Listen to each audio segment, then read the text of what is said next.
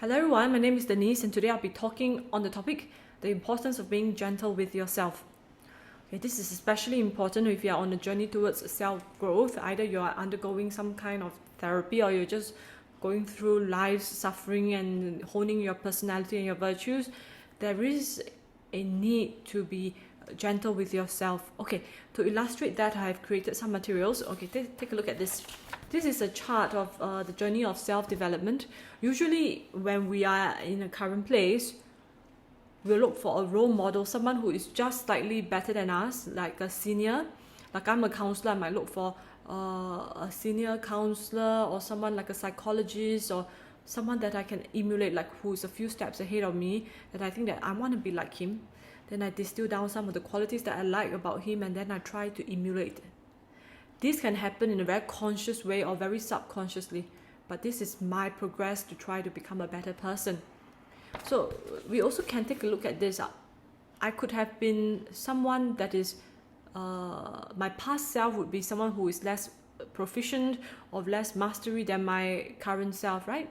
It can be in many areas. For example, if I realize that I am slightly inept in communication and I tend to ramble on and do not have reciprocal conversation skills, and I've been spending years, like the last 2 years, honing that skill, that trait out of me and honing the skill of reciprocal conversation.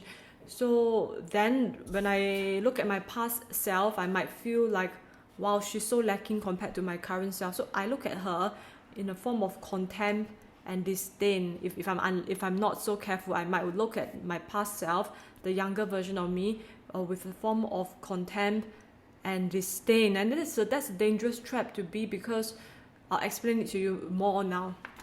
For example, I'm me, the current self, and I've recently overcome a few of my character quirks, okay? But then one client comes in to my session and he or she embodies all of my character quirks that I had previously. And it makes sense because that person is younger, just began therapy, and it's normal that he has some kind of quirky traits, but I become super harsh on him. And then I don't understand why. Okay, so this is why. It's because in my progress from my past self to the current self, I was too harsh on myself. Okay? For example, when I spot myself exhibiting those self-centered communication style that is not so reciprocal, I will tell myself, you are such a self-centered bitch. You don't care about other people, you only care about yourself. You're narcissistic, you're lame, you're spineless, and no wonder nobody wants to be your friend. So this is my internal dialogue to myself. Whether it is articulated in words or what, it doesn't matter. But as long as I feel that way to myself, that is the thing that I'm doing to try to change myself into the better version of myself, okay? It's a very negative, harsh self-talk. So if I use that technique on myself, then naturally when my client comes into the room exhibiting similar traits, I might use that very harsh treatment on him, which might actually be totally against my values, because my core values might be I'm harsh on myself and nice to others, but that actually doesn't work. If we are harsh to yourself, you will typically be harsh to others. Okay, I think it is good to bring in a counseling modality here to give it some structure. Let's talk about choice theory, reality therapy. They have really fantastic connecting habits and disconnecting habits, which I'll show you now. Okay, these are the connecting habits and these are the disconnecting habits. For example, if you are trying to overcome maybe self-centered communication styles, okay, then you do it in a very criticizing way. You are such a self-centered bitch, Denise. You just care about yourself. You only talk about yourself. It must be all because of your poor upbringing. So now I'm blaming myself, blaming my parents, and I complain, I nag, I threaten myself. If you don't change and learn how to communicate properly, you will not have any friends in future. You better watch it. So see, I'm telling this to myself. I punish myself. Today you were self-centered again, so no dessert for you. Bribing to control. If you can have a decent conversation where you care about the other party, then you'll be able to buy this beautiful bag that you always wanted. So all these connecting habits, if I do it on myself, I'll have a tendency to do it on others.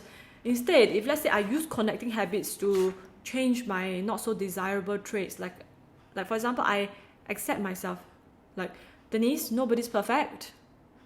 It's good that this day and age you realize that you have this character quirk and this communication weakness, and that's okay. It's better late than never.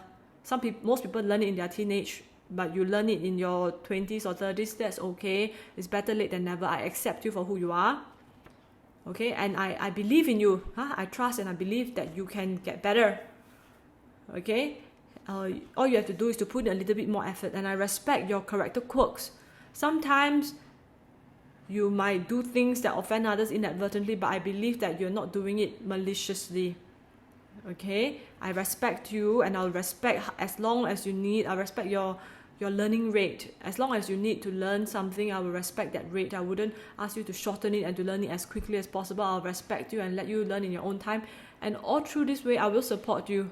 I'll make sure that you're well nurtured, you got enough food to eat, you got comfortable clothes to wear, you exercise enough. I'll take care of you and I'll support you throughout your whole learning journey, even though you might be filled with self-loathing now, but it's okay, I accept you. So if you can use this type of connecting habits on yourself, then let's say if you're a counselor and then someone who's just one step lower than you comes in, there'll be higher likelihood that you'll use it on them as well, and that is actually a good thing. Okay, there's this guy that I really like. I think he would be like a role model to me, the future better self. His name is Jordan Peterson. So I've observed him for a while. I watched many of his YouTubes and podcasts, and I realized that he can be very harsh. Like sometimes, like in his recent video critiquing APA and psychologists in general, he used words like spineless, gutless, and all that. And I know Jordan Peterson also has depressive symptoms. He's feeling quite down, and I so-called put two and two together. He's very harsh on himself. All this word like spineless, gutless, he probably used it on himself, and now he's using it on criticizing other people, which is not bad per se, but I think my wish for him is that he can be more gentle with himself and gentle with others. Of course, okay, the spineless, gutless, all those things he said in relation to identity politics and all that, creeping into the practice of psychology and the APA guidelines. Okay, I get it. I get why he's so agitated, and I like his energy and his gumption as well, but it pains me to feel that he's possibly using all this kind of language, whether he's aware of it or not, on himself, and it's quite harsh. So that's not too healthy. Okay. With that said, I still love Jordan Peterson. I watch a lot of his videos, and I encourage you to do so too. I'll probably link his YouTube page later at the very end of this video so that you can check it out yourself. He's like about 100 million times better than me, so you can learn plenty from him. Okay, this is the end of today's video. Just one apology if I've ever hurt or offended or been too harsh on my clients because of my own inner self-critic and voice. I'm very sorry. I'll take 100% responsibility for that. I wouldn't say that it's because of my bad parenting, it's my parents' fault. No, I think it's also because I'm very high in conscientiousness. I've got a high critical parent in me, and it sometimes comes out, it creeps out when I'm not careful enough. My aim is also to be more self-compassionate. Okay, so I'm sorry if I offended you or hurt you, and I really hope that I can continue the journey with you. So that's the end of today's video. If you found it helpful, kindly press like, subscribe, and share with your friends. Thank you, and God bless.